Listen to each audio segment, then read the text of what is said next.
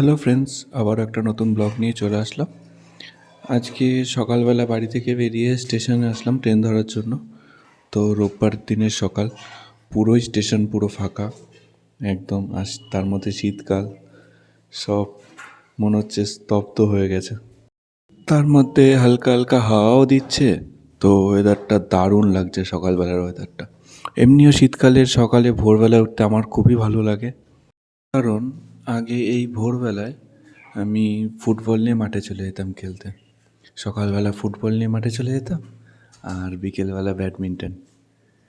তো ওই ছোটোবেলার দিনগুলোকে মিস করি, খুবই মিস করি। খেলাধুলা হয়তো লাইফ থেকে উঠেই গেছে এখন। এখনও খুব ইচ্ছা করে যে আবারও মাঠে ফুটবল নিয়ে যাই, খেলতে যাই। তো কি করা যাবে, ছোটো থেকে বড় হয়ে গেছি, তো দায়িত্বও সেইভাবেই বেড়ে গেছে, তাই আর খেলাধুলাও উঠে গেছে।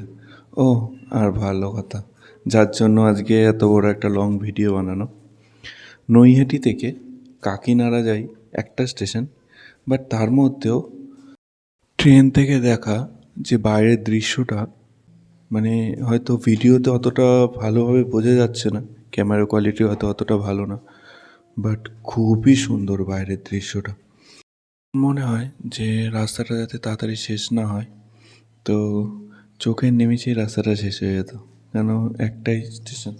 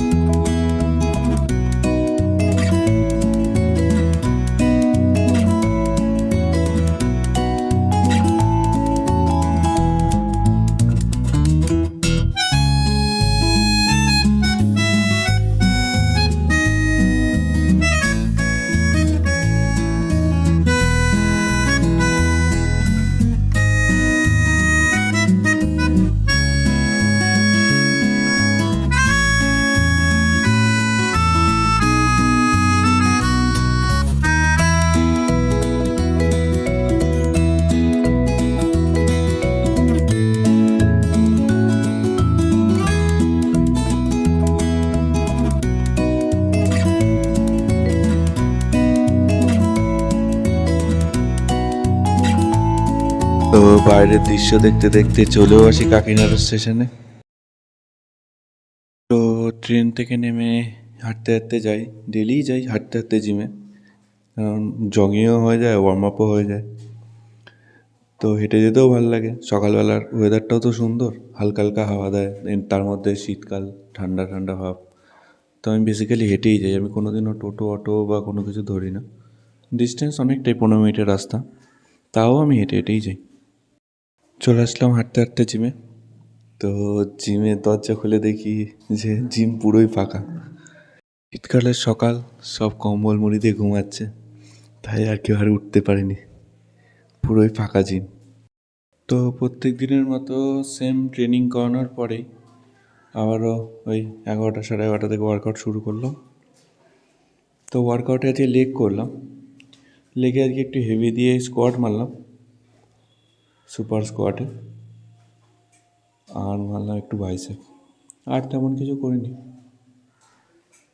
তো আজকের ভিডিওটা আমি এখানেই শেষ করছি।